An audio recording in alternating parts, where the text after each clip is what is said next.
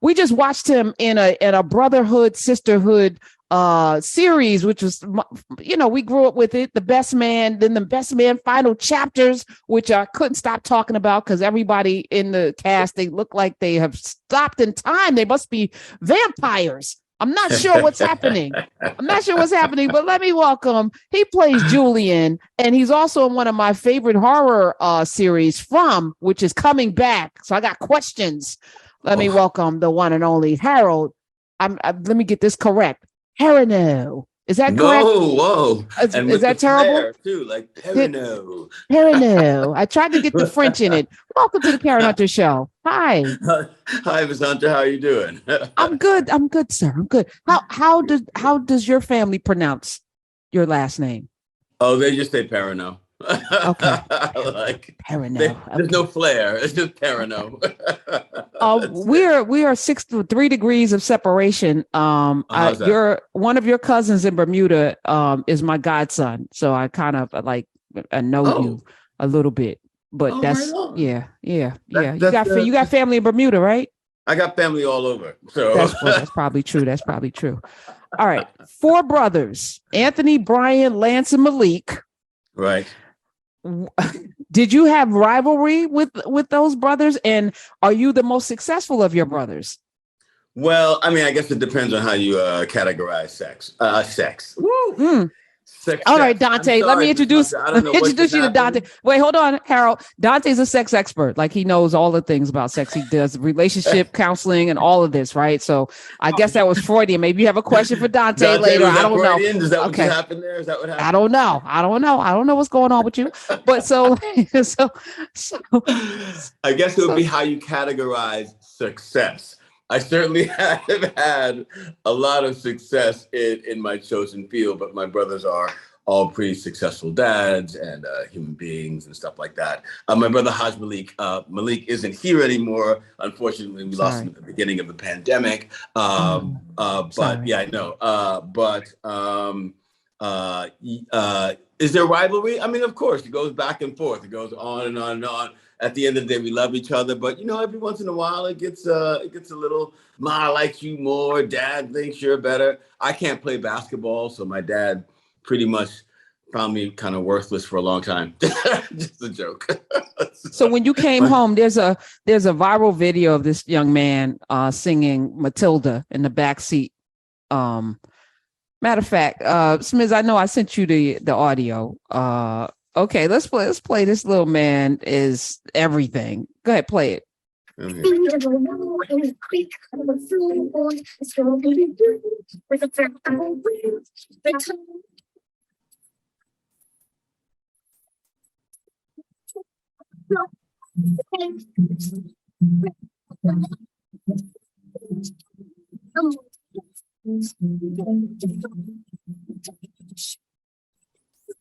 Yeah.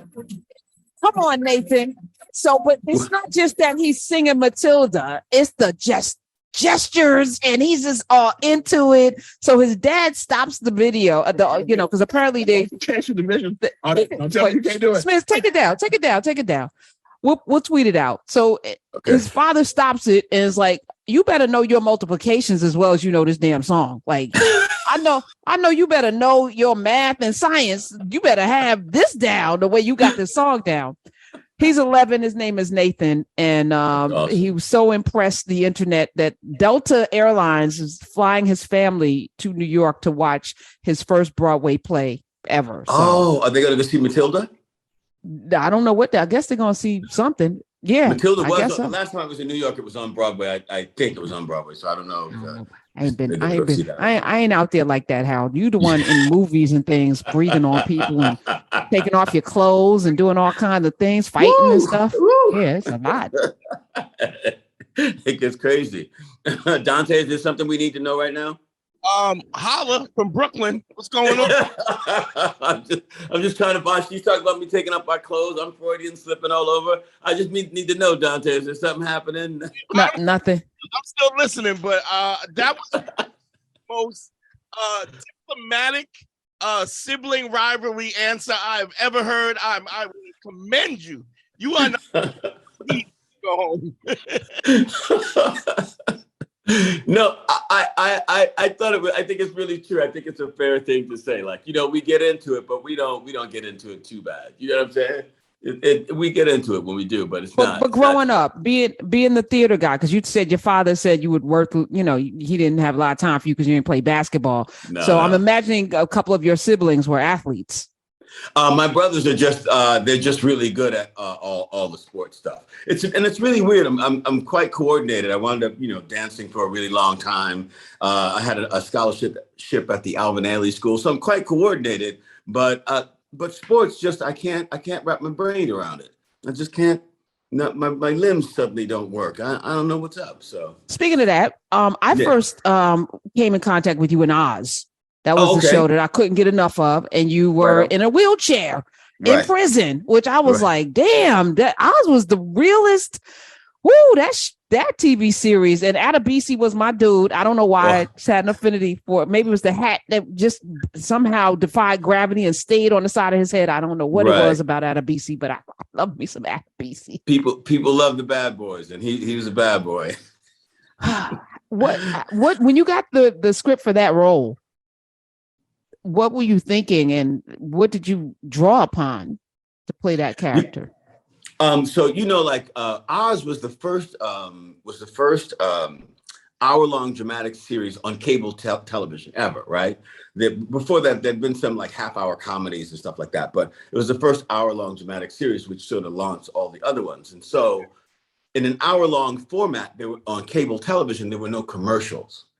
And Tom Fontana had the brilliant idea of adding a narrator, which was me, to sort of break some of the action, because there were terrible things happening throughout this prison. And so there needed to be a break in the action sometimes. And so I wound up being like the commercial break, except then he put me in this wheelchair and was like, you have to, be able to communicate things with only the top half of your body. So for me, it was a really interesting challenge. I was like, why I gotta be half my body? Okay, let's figure it out.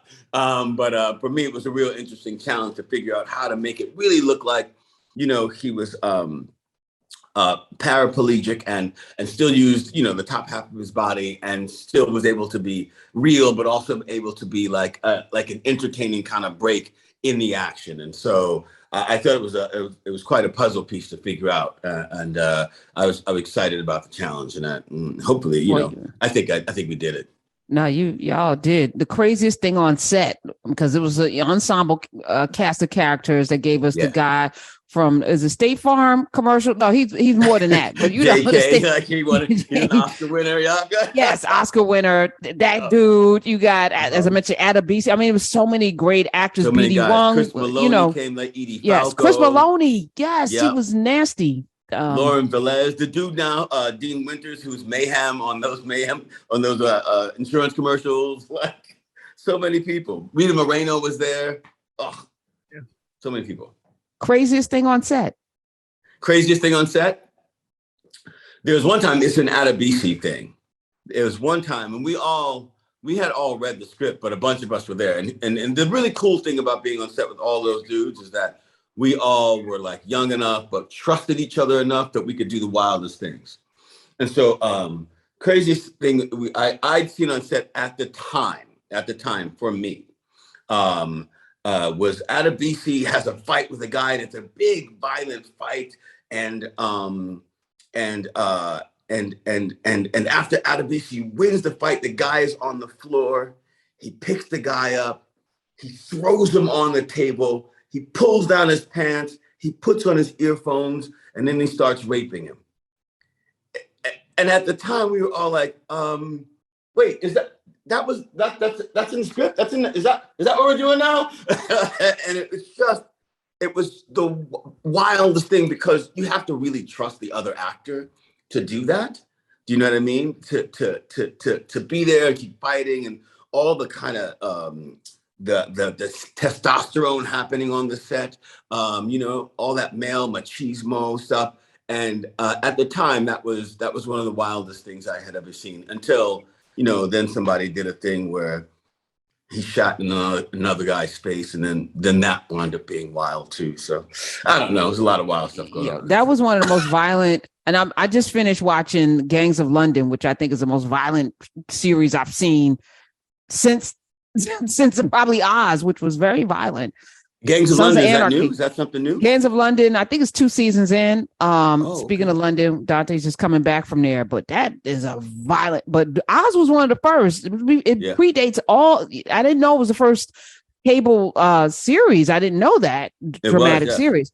But that thing was, there was a lot of violence and rape Mhm. and horrific things going on. Yeah. It sort man. of really captured all the desperateness of what prison is like, and the effects not only of what it's like being inside the prison, but the effects, the ripple effects that it has outside the prisons on families and on culture and on politics. And I thought it was really smart and a really good look at our society, and ask the question, is jail for retribution or rehabilitation? Like, what's jail actually for? And so I thought it was a good exploration in that subject.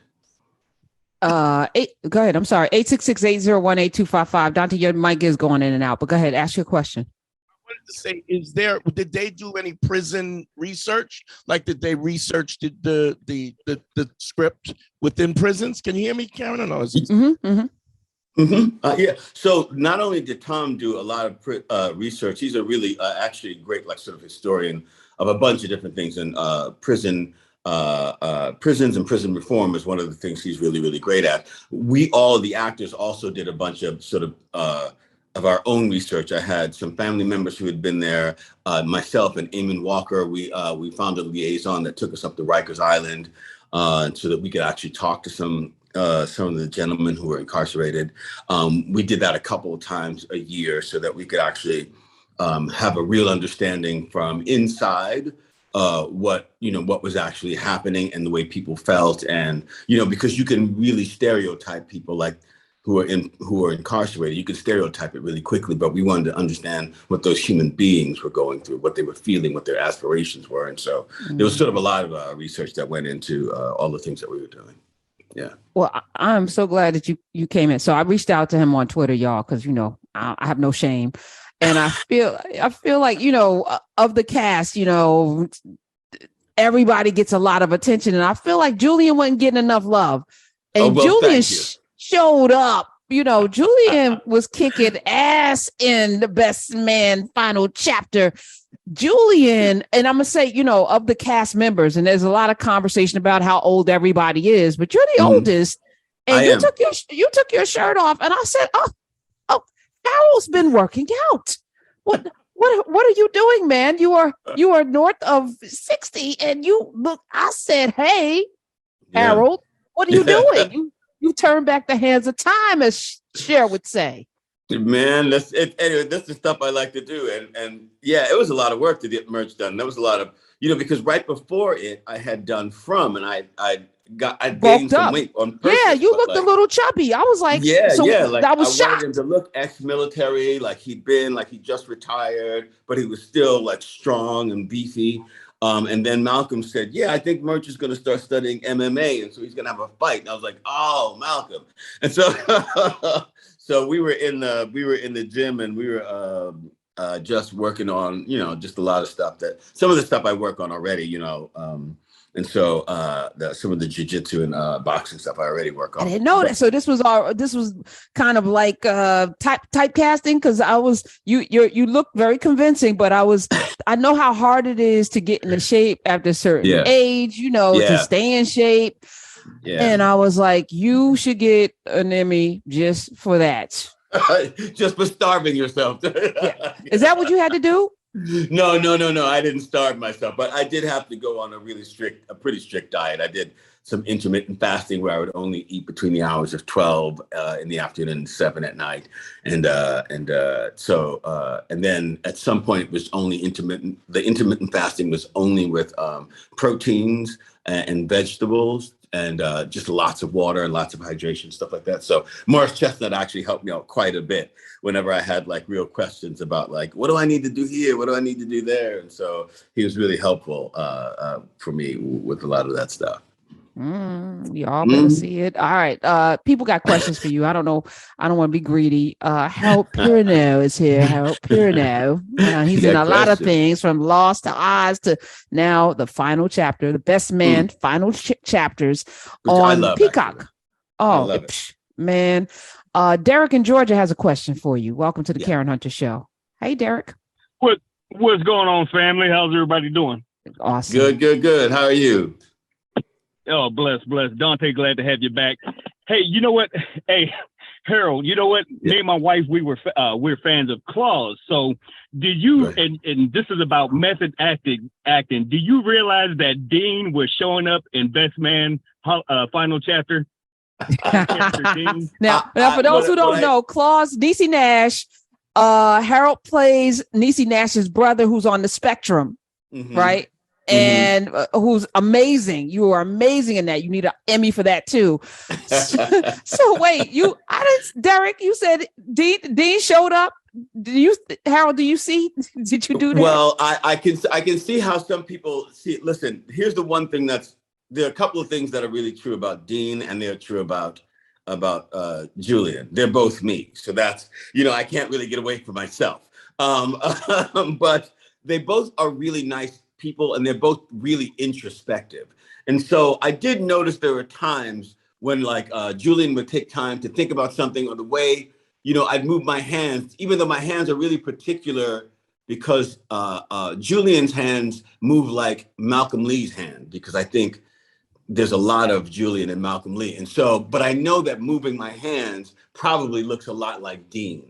Do you know what I mean? Or I know that when sometimes I'll take time to think something through, because he's also a very nice human character, that it probably, I didn't notice it until I saw the show. But when I saw the show, I was like, oh, I can get how some people might think that Dean showed up a little bit. It makes sense. Derek, is that it? Look at you. Just want to give him props. Keep up the good work, and I love you and everything that you do. Thank you, Mr. Derek. I appreciate you, man. Now, you're in a room full of people with very big personalities, and not that you don't have one, but I feel like, again, you're a person that's okay being behind the scenes doing your craft. You're not chasing the cameras and the stardom. How do you navigate that it was a lot of oxygen being sucked out of that room with Terrence Howard, Tay Diggs. Morris seems similar to you in the sense that you don't see him out much in them streets. He's not out much in them streets, doing street things. Right. Tay can't find a camera he don't like. He's on the TikTok and the Instagram and the car, dancing, doing. He's a funny man. He's a funny, handsome man. God. All right. I mean, look, there's a lot of us. There's a lot of us, and there's a lot of personalities in that room. And the one thing I can only say is that we all love each other, and I don't mean that in any kind of hyperbolic way. Like, there's some serious love in that room, and so we're in there laughing and having fun and we respect each other's work and everybody's talent. And so, I would say Malcolm Lee had the hardest job, sort of trying to manage all of those people. But for me and for us, I feel like we all just get in there and we meld really, really well. And after this amount of time all doing this kind of work, we all really know how to do the work well. So we can actually have a real good time without our egos being in the way, or being insecure about this thing or that thing. None of that is even an issue anymore. And so we just go there and we get paid to hang out with each other, which we don't get a chance to do all the time. Get to hang out. And so it's a joy being in that room. I'm not gonna kid you. I have fun with those folks. How much of it, because of the fact that there's been so many iterations of this movie, was just that you guys have become friends in the context of doing these movies and are still pretty tight outside of these movies? How does that affect that? Hopefully, I think what it does is it comes across on screen, because when I got the early cuts of the show, all of them hanging out made me want to hang out. And I think that I don't think that that's an easy thing to recreate. If people don't like each other, they have to work real, real hard to make it seem like they like each other. And then that's what it looks like. It's like, oh yeah, they seem like they like each other. But I think when you watch The Best Man, it feels like we like each other. I think it feels like, oh, we're good being there together. Even when, like, one of the hardest scenes to do was that scene where when Harper and Robin get into the fight. That was really one of the hardest scenes to do because we just aren't like that with each other. We aren't yelling at each other like that. And I was having a conversation with my brother the other day about Julian's last words to Harper, and he's like, "Yeah, I said it and I meant it." He's like, "That's all you had to say?" I was like, "Yeah, that's all I had to say." Those characters won't be at each other like. He's not trying to fight Harper, you know what I mean? They still love each other. He's just mad at each other. So that's the kind of love we all have with each other. There's just no anger or animosity, and hopefully the audience really feels that. And after this amount of time, hopefully that's the immediate thing that they feel. I hope, underrated. I think the most underrated actress in Hollywood right now is Regina Hall. Like I think.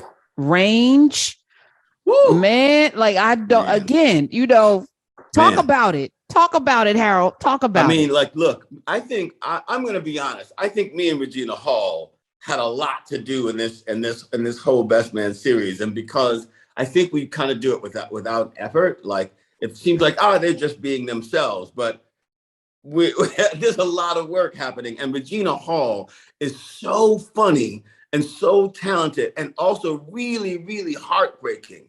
And there's a scene where she walks in and she's crying, and I'm on the couch sleeping, and I'm just supposed to be sleeping, but I'm trying really hard not to hear her break down because it's so honest and real. You know what I mean? And then she's just super funny. So then when we're doing all this stuff, when we're high on mushrooms and I mean, it just it's a lot of really good craft, and she's really funny, and I couldn't be more honored than to get to work with Regina. And in the first one, we didn't get a lot to do. It was the first time we met. We found out that we both had the same acting teacher. Actually, at this school, we studied with this woman, Barbara Marchand, and so the first time we got to talk about that was in the first movie when we first met.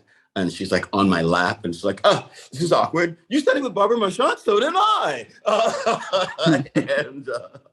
But now, like you can see technically that I think we're both really, really quite savvy, and I think that we both did a lot of jumping around. There's the comedy, there's the drama. I think Regina Hall is just everything you think she might be, and more. What's it? It was like when I. No idea that you were north of 60, which makes me want. No, he'll be 60 this year. I'll be 60 this year. Yes. I'm sorry. Yeah. Yes. Kill myself. But the point being is, like, you guys have been part of movies and be part of acting for so long. It's like you guys are our version of the Portiers and the Belafontes. And when you talk about, I mean, like you're moving, like it's also into that. Yeah, you when you look at the culture, you look at these iconic figures, and now you guys are these iconic figures for that, for our generation, which is, how do you feel about that? I mean, or have you even thought about that? Well, I'll be honest, I never thought about it in that kind of context. And if Regina was here, she'd be like, "Did he just call us old, Harold? Harold, did he call us old?" No.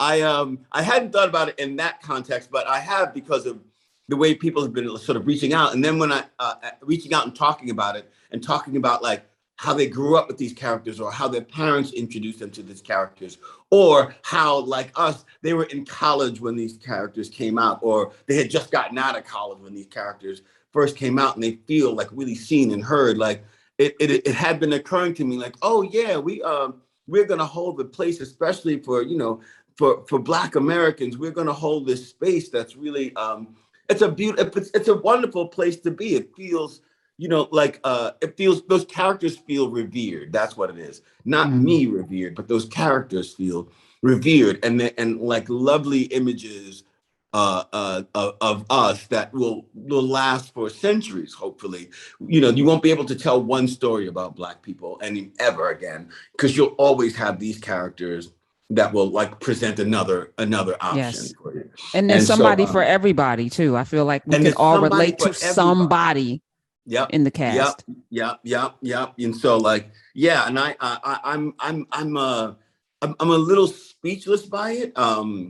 But I'm really, I feel lucky to be part of it, and I feel like I worked hard to be part of it. Does that make sense? Yes. Like I don't think I've ever taken it like lightly. Like, this is just some job. Even when we did the first one, I didn't expect that we'd be here 20 some odd years later. But even when we did the first one, I was like, oh no, we really need to do this right, because the stories that keep coming out of Hollywood about Black people all seem to be the exact same thing. And there's nothing wrong with those stories. I love those stories too, but we have to add more texture to our humanity. And so like, I think we've always taken it seriously. I've always taken it seriously. And so I'm glad that I did that, but I'm like, oh wow, look, like, yeah, it's really awesome. It's wild. I think you're really being humble, but what I would push back and to say it is that movie and those characters, but iconic as Black actors. I mean, all of you guys, if you look at the repertoire of all of what, I mean, it is you and Terrence and Morris who are iconic Black actors in the light of that, not just for this, but for everything that, I mean, if you took all of those movies and all the works of all of you guys and dumped it in a, it's so extensive. You know what I mean? Yeah. Like, yeah. I actually had not thought about that yet. And yeah, maybe I'm being overly humble. Yeah, but yeah, no, I actually hadn't thought about that yet. Right, well, let's add one more to the fire here. We're talking about Harold Perrineau. He is, of course, in The Best Man Final Chapters and a bunch of other things, including what I want to talk about right now. And Dante Nero is here. The number is 866-801-8255. You're listening to the Karen Hunter Show so I started watching it because I'm at a place in my life where I can't do horror. Like, right. But this was intriguing because I couldn't figure out what the hell it was. So I don't know, Dante, if you watched it, but it is Groundhog's Day on steroids. We've talked about it. It's been on my what to watch list, of course. I have a what to watch list every Friday. Oh, okay. But awesome. There's a what? What? I think I turned you on to From. Did you? You don't like horror. I can't. Life is scary enough. Like, I can't. I'm like, we got January 6th. We had Trump before you. Like, thank you so much. I can't do this. Scary enough, right? I can't do it. I was like, Karen, you got to check. This is really like. Yeah. So it's scary to find yourself in a town that you can't leave. Right. With monsters that I don't know where the monsters come from, that you can't let them. So I call Grandma Bitch, right? The first episode, Grandma Bitch. I'm like, leave Grandma Bitch outside. The girls come, hey Grandma, you know your grandma dead. Why are you talking to this? Why you and then everybody's dead. And I'm like, what the hell is going on? Yeah. You figure something out. Your character Boyd has figured out something. You got trapped in this town. Are we going to find out in season 2 how like what happened? Why can't people leave? Well, we certainly aren't going to find that out. That's still going to be a big question. So this is going to be like Lost, because Lost, the last season of Lost, y'all, that was trash, right? Like I had to tap out. So I don't... Okay, right. But I'm like, what the hell? And how the guy's still fat 8 years later? Like, he's seriously fat. And y'all been on this island for 10 years. You gotta. There ain't that much food on the island. I don't know how you still 300 pounds. I was just confused. So I had to tap out. Is it a similar situation? Well, no, here's the thing that's different. These guys who've created it and written it before they even got their deal, they were like, we have an ending.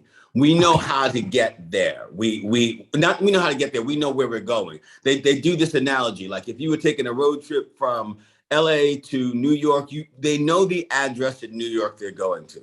Now, how they get there, they're going to do all of these things and take all of these different roads. And so that's the difference between this and Lost. I think Lost just kept sort of finding itself. It got lost. Yeah, we were like, oh, y'all picked us up again. We don't know how this is gonna end. All right, we'll take that check though. We'll take that check. From has a definite ending, which I don't know yet and I don't want to know. I don't want to know until we get there, because for me to be Boyd Stevens, I need to be searching like Boyd Stevens is searching, and so I need to. I can't. I don't want to fake it. I want it to be really real. Okay. So do you make it through? Do you make it through to at least season 2? Do you know this? Well, for sure. We finished season 2. Season 2 is going to start airing April 23rd. Now on MGM Plus, because they're changing Epics to MGM Plus. And so and so which I think is really amazing.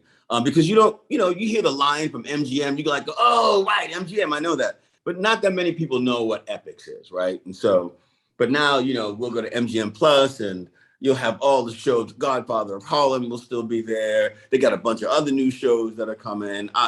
From is going to be there, and so I'm happy that we're going to be on MGM Plus. But yeah, he's there at least the second season. The second season is dope. Like the second season, I don't know if you saw the end of the first season, but it picks up literally right when that bus stops. That bus stops, and I was like, a whole bus. And then I was like, no. And then it just goes bananas from that point all the way through to the end of season 2. It is. Okay. I think it's actually really good. And again, not so much all the horror stuff, because like nobody wants to watch a show and like every week you're gonna be like, oh, how's the monster gonna slit your throat this week? Like nobody cares about that. But people do. It's the relationships. You and your son. It's the father with the who wants to be at the house versus well, there's no house anymore. What's going to happen? Like it's a lot. It's a lot happening. It's a lot, yeah. And that's the part that people really dig. And so I hope folks will come check us out, especially now that we have a network that people will know more about. Because I actually think it's good. I really think I think From is real good. Truthfully, most of us don't know what network the things on that we like anyway. We don't go to the networks, we go to the shows. So we found Godfather of Harlem really easily. We found Walking Dead was on AMC. Ain't nobody know what an AMC was. Right? What the hell is AMC? It was a movie channel. Exactly. Okay, all right, whatever. Walking Dead. Right. So we find what we need to find. And this is the day before my birthday, so I'm definitely going to tune in. Let's take one more call. If you can stick around. Philip in Tennessee is on. Welcome with Harold Perrineau. Hi. Hello. What's up? How you doing? Hey, Harold. Hey. Just to say, love your work, everything you've done. Definitely one of my top favorite actors. And actually, it's so funny. I never would know who you are, because every actor, every role you play, you're that person. So, I mean, you do a great job. And thanks, man. No, actually, one of my favorite characters of yours is Mercutio from Romeo and Juliet. That was right on. 96, something like that. But yeah, man, just love your work, love what you do. You're awesome. Appreciate it. Oh man, I appreciate you coming on and saying that. That's really big, and I really do. I appreciate you taking the time out, brother. Really do. That is nice. Having a child in the business, before I let you go. Yes. Aurora's in her own right, a force. Yeah. She's coming into her own. Made some headlines because she spoke out about an industry that I think is abusive and has been for many, many years. And you've spoken out. What message, people listening right now whose children might want to get into the business, what message would you have for them? This is one of those things that keeps rolling around in my head. I'm really protective of all my girls, Aurora and Holiday Winter, all of them. And when Aurora decided she wanted to be in the business, I was really clear with her about we're not looking for being a star. We're looking for being like a real, a professional, an artist. You're going to have a craft. You're going to go, you're going to know what you're doing. And so because what I didn't want is anybody to sort of abuse her and her being this I'm just a girl. I want to make sure that she's using her brain all the time, that she uses her work, her heart, all that stuff. That being said, it's still really hard to protect them when the monsters show up. And the one thing that I would say is anybody getting into this business or their kids getting into the business, if you stay there and you protect them and look out for them, you don't have to be overly protective. what you can never blame yourself for is what the monsters do. You can try to defend, you can try to stave off. You still have to be a whole person, you know. But there was for a while we were all blaming ourselves for what the monsters do, and we have to get back to the place where like, nah, the monsters do that thing, and if I catch that motherfucker somewhere, then we're gonna handle it a different way. But I was wondering if you almost caught a case. I was like, Harold Perrineau gonna catch a case. I'm gonna tell you, I have 2 other little girls, and we just kept saying, how are you gonna parent from prison? Because it's not like you're gonna get away with it. You be like, oh yeah, you know who killed him? Harold Perrineau. I saw him. He was right there. That's the dude from Romeo and Juliet. He shot that motherfucker. Excuse my language. That's all right. That's one of those things that make me mad. But yeah, you know, just, you know, try to make sure you go in with your whole self, your whole heart. You'll make mistakes. You'll do things wrong. You'll do things great. Just, you know, learn what you got to learn. Be in yourself, and never blame yourself for the monsters, because the monsters, well, they're there, and they're going to do what they do, and they'll all get theirs at some point. Yes. I'm reading The Coming by Dr. Daniel Black, and he talks about the horrors of monsters, but that monsters can never touch the part of you that is absolutely the divine. That's yours. Right. That's yours. Right. That only gets touched by permission. So right. And they try real hard, but they cannot. Right. Right. Well, Harold, you have an open seat here. I thank you for answering my DM on the Twitters. Let me slide in your DMs and invite you. Thank you for sliding in my DMs, Catherine. Yes. Thank you, Dante. Thank you.